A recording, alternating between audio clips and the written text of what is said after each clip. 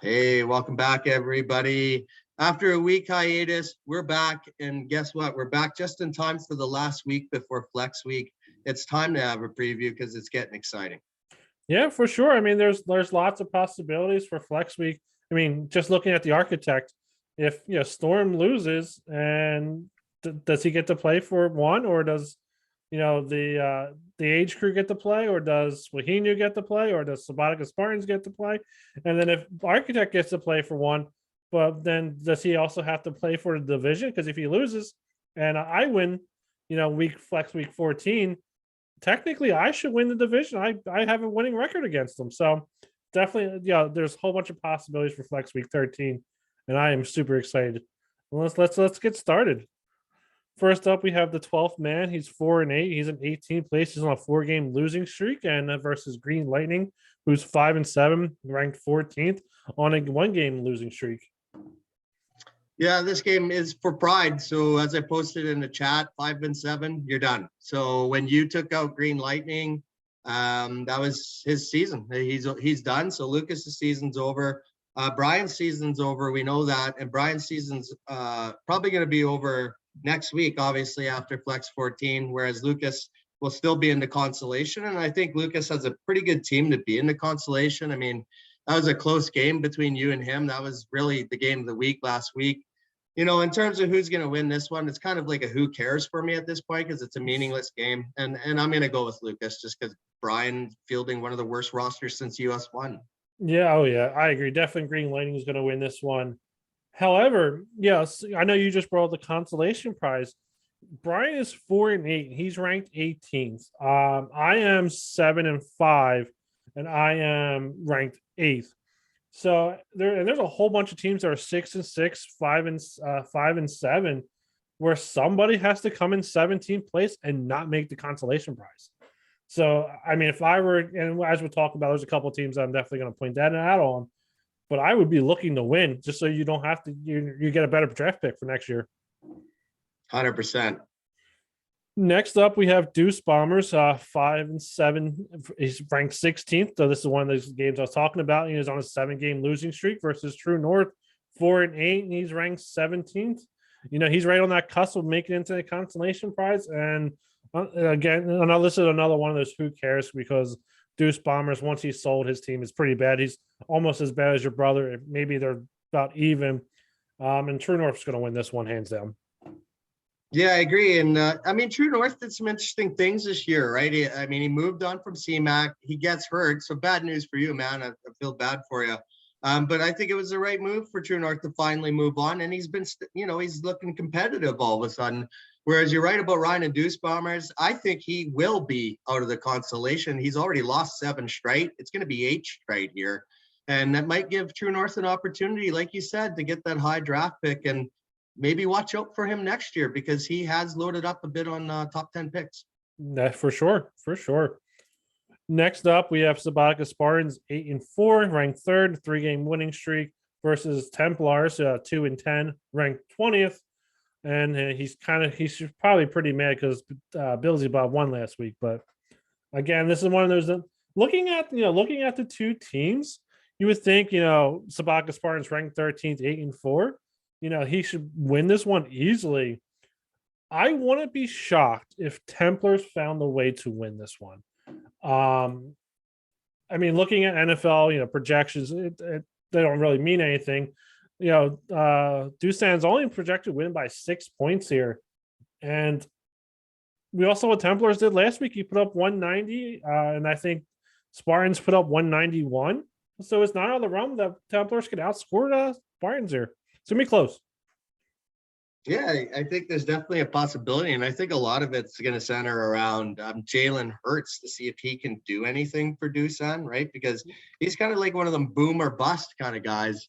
The scenario here is this. So if Sabatica wins, no matter what, even if Suhino loses, those two will face off for the international division title in Flex 14. The reason being is because Suhino already beat Sabatica. So like we have based on the tiebreaker rules, if that team's only a game back but has beat you before, they get the opportunity to beat you twice. If a tied record, they win the division, because then it's the head-to-head matchup, right?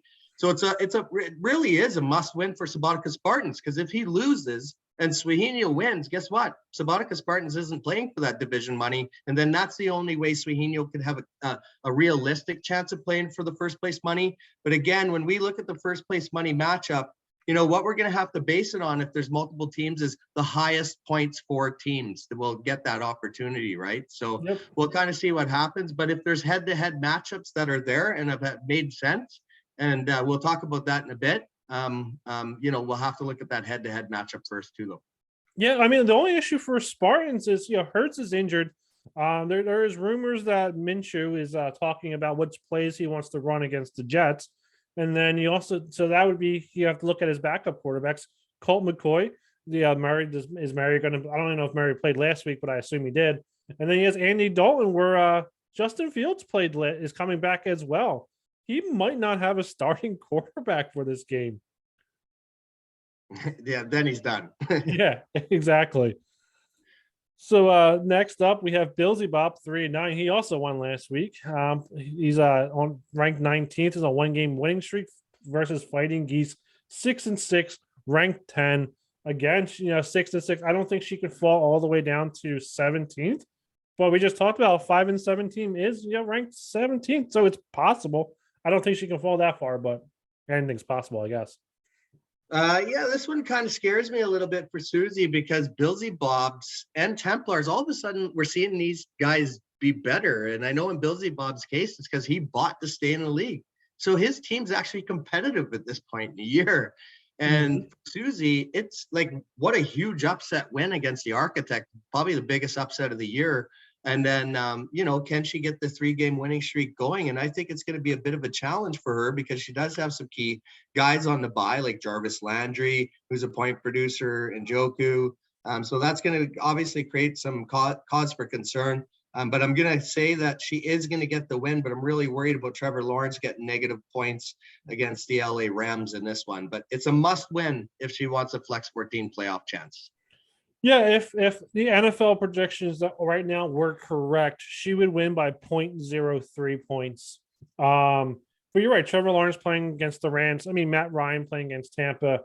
I'm going to call that a wash, honestly. I think they're both not going to score many points there. But the thing that Billsy Bob has going for him is Kamara, coming back and playing this week.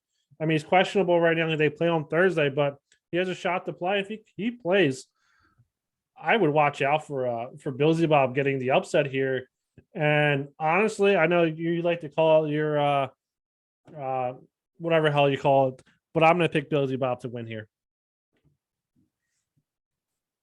Next up, you have Canadian guy 6-6. He's ranked 11th on a 2-game losing streak versus the Architect 8-4. Ranked 4th on a 1-game losing streak as well. And then to me, this is literally make or break season for Canadian guy. He loses this one. Looking at his picks for next year, like, what are you going to do? I couldn't agree more. I mean, hopefully he can try to trade some of those guys he traded for picks, but I don't think that's going to be possible, because he traded for guys like Lat Murray. I mean, nobody's giving you anything for him in the offseason. Mike Evans. I mean, he paid a heavy price for Mike Evans. He's not going to get that kind of return. I hate to say it.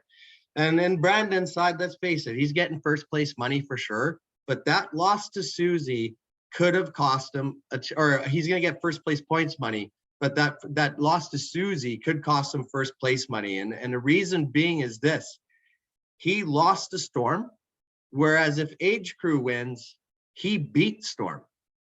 So if they're tied, or if they're a game back to Storm, then realistically, Age Crew should get that opportunity, right? So it'll be interesting to see. And that's all hypothetical if Storm wins her game too. But it'll be interesting. I'm sure there's still lots of possibilities for Brandon to get first place. He's definitely getting points for money, and clearly a team to watch to win it all. The sad thing is, if I was Brandon, you would think, I have $150, wherever it is, American, in the bank. He wins this week. I win next week. Flex week 14. He could come out with only $50. I think it's 50 Canadian, 40 American. So he can literally go from having 3 times money to only 1x money. I mean, half my team's on a bye next week, but that's neither here nor there for this conversation. But yeah, I mean, yeah, it's possible that he only gets, $40 American versus, having 120. And I would cry if I were him. Going back to that, I'm pretty sure that I have him winning easily. Yeah, me too. Yeah. Let's just move on. Next up, we have Bare Naked Ladies, 6-6, ranked 13th, playing Animus Prime, 5-7, ranked 15th. They're both on a winning streak. Bare Naked Ladies on a 2-game winning streak. And kind of looking at the 2 games, like I don't see how Animus Prime could actually pull out a W here. I mean, as soon as Devontae Adams went on a bye, I mean, his wide receivers are Pascal, C.D. Wilson, and Preston Williams, I believe that is, from Miami. And they're not that good versus Slayton, Williams, and Cooks for Bare Naked Ladies. And Joshua, he's actually pushing for a playoff spot. I think he goes 7-6. Flex week 14, he can definitely sneak in at 7 or 8, I think. Yeah, I mean, the magic number is 7-6. You have to be 7-6 to have a chance at the playoffs at this point. And yeah, you're right. I think he set himself up in a position to do it. Animus Prime, let's give him credit. He took over Ellie Island's team, pure horse shit, right? Mm-hmm. Bad team. Guy paid the money. Give him credit on that too right away. He made the trade for Kyler Murray. Hopefully that sets him up long term. And I know he's made some trades for picks, but to even go 5-8 is pretty respectable for your first season. And yeah, for Joshua Bare Naked Ladies, he's gonna he controls his own destiny. You win, you're in the playoffs. So we'll just have to see what happens. Yeah, I mean, if Joshua doesn't win, I mean, he's one of my top 3 contenders for first overall. Next up, we have me versus you, Follow Misfits, 7-5, ranked 8th. I'm on that 5-game winning streak, so I was 2-5 versus you, Hard Business, 6-6, ranked 12th, 1-game losing streak. And as we kind of talked about, our CMAC going down does hurt my chances. However, I do have Amir Abdullah, who I think will get all the PPR work for the Panthers, but he's on a bye this week, so I guess it doesn't really matter. But yeah, looking at the teams, I mean, I think I win this one. I think your team, you sold. I think you're happy that you sold. I think it's going to be closer than what NFL has it as. I think NFL has like a 30-point difference. I think it's going to be a lot closer than that, 40-point difference. But it really comes down to what Josh Allen does in New England. And if he does nothing, easy win for me. If he does great, it's going to be a close game. But I'm still going to win. Yeah, I totally think you're going to win. And I say kudos to you, man. What a run here at the end. You're going to go for 6 straight wins. And if you win this one, you make the playoffs. Let's face it, 8-5, you're in. So, and if you win this one, you're playing Brandon for the American division. That's all you could ask for, man, is to have a shot at the division at the end. So I think that's awesome. You're right. I'm happy I'm sold. If you look at that trade, I made AB and Mike Davis to Stan and BC Lions for a round 1 and 7. If Stan doesn't make the playoffs, those guys are going to get healthy late. He's been, I think my brother's been saying it, or he's been saying it, but the funny part about it all is I could end up with first overall. Yeah. Yes, you could. Moving on. Storm 9-3 versus Too Good for a Name. She's on a 1-game losing streak. Brandon, Too Good for a Name's on a 2-game losing streak. And this is a must win for Too Good for a Name. And honestly, I don't see it happening. Maybe if Derek Carr gets 50 points against Washington, he could win this game, but I just don't see it. Even with Patterson, Gordon, and Johnson, I just don't see the path to win here with his wide receivers. Yeah, I mean, I like my bold prediction 3 weeks ago. I said Shitty was going to lose 3 in a row before the flex week, and it's going to come true. I mean, but he still will have a shot at the playoffs because he will be 7-6, so he will be in a do or die game next year or next week. But you're right. I just don't see him getting the win here, and it will put Storm in that position where if Age Crew wins, it's Storm Age Crew for first place money next week. So obviously Brandon has to hope Shitty wins here. And unfortunately, he's always shitty, and it's going to be Storm winning this one and going 10-3. Yeah, so I mean, even if Storm's 10-3, let's say Brandon wins, so he is 9-4. H Crew loses, which I believe that would make him 8-5. Yeah. I don't know who. I don't even know if Storm, because Storm already beat Brandon. I don't even know if she should play Storm for first place overall at that point, because she already beat him. Like, based on our tiebreaker rules, she shouldn't play him. No, and he wouldn't, right? So maybe that would be where if Suhino wins and Sabatica loses, it's Suhino that gets that shot, right? I'd have to look at the matchup there. I don't know, but I think for Brandon, if Storm wins this, he has no shot at first place money. Yeah, I agree. So yeah, and I think you both said Storm's going to win this one. But Yeah. Moving on, BC Lions 7-6. I mean, the sixth is 7-5. He's ranked 6th. BC Lions is 6-6. He's 9th. 2-game losing streak. As I just said, BC Lions is going to 7-6. Yeah, totally. I mean, his team's still really good. I mean, I think he's had some bad luck here losing 2 in a row. And like I say, I definitely got the best of him on that trade, but we all expect that with Stan. We've seen his track record. He's had all those picks when he came in, sucked. And he had all those picks again this year, and he's a 6-6 team. I mean, he has that track record for failure to some degree. And for Milan, he's going to be in, again, a do or die situation, and he paid a heavy price for Matt Stafford. And I just don't think he's got the return from Matt Stafford so far. And now with the news that he has nagging injuries, kind of like the Baker Mayfield story, right? Like, are they really all that effective for your team anymore? I'm going BC Lions. He's going to win this one. He's going to bounce back and have a chance to have a do or die game. Both these teams are going to be in a do or die game next week. Yeah, I mean, one of these teams I think has a better shot to make the playoffs, and it's the team that has the worst record right now. I think, Milan's season kind of went downhill when Calvin Ridley got injured for him, or he's seeing a therapist or whatever his issue is. I think that's when his season went downhill. He doesn't have that wide receiver. He's playing Josh Gordon right now, and Stafford playing he's playing the Jags. And I think that's actually an issue. I think Stafford's not going to do pretty good. I mean, the Rams' offense is not looking that great, and the Jags' defense is not that bad. And I think he's not going to get any help from Stafford there, and that's why he's going to lose. Next up, we have the Age Crew, 8-4. He's ranked 5th. He's on 3-game winning streak versus Suhino, who's 8-4, ranked 2 on a 1-game losing streak. And honestly, this is being a great matchup. I think it's a toss-up who wins this one, honestly. Looking at the two teams, I'll let you talk because I still not decided who I'm going to pick. Well, I think for, when you look at the NFL.com projections, I think you're right. It's looking lopsided right now. It's 32 points in Adrian's favor, but I heard news that DeAndre Swift's actually going to be out multiple weeks potentially. So he has him in the lineup. He's going to lose 14 points there on a projection. I see a couple other questionables with Claypool and Thomas.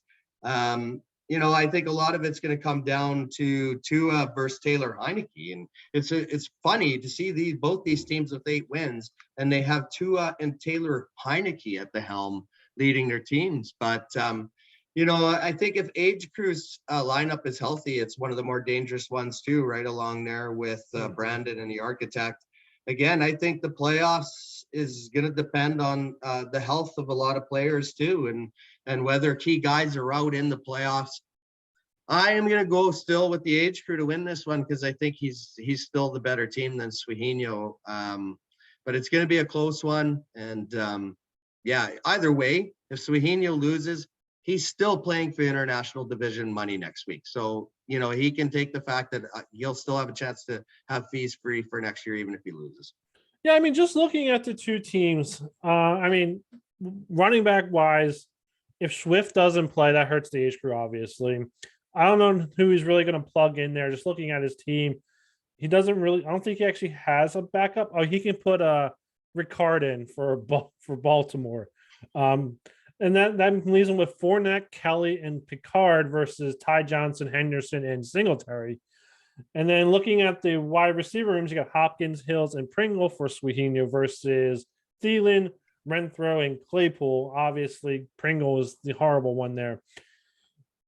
And where I think it's going to be won or lost is the tight end room. Like Logan Thomas, he got 5.5 points last week.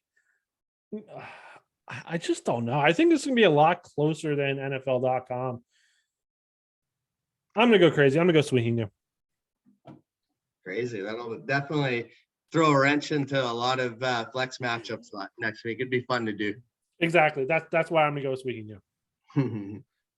And that's it. I mean, it was great to be back and hanging out with you and talking. And so, yeah, until next time, I guess. All right, brother. All right, man. Have a good one. I'll talk to you later. Okay, sounds good, man.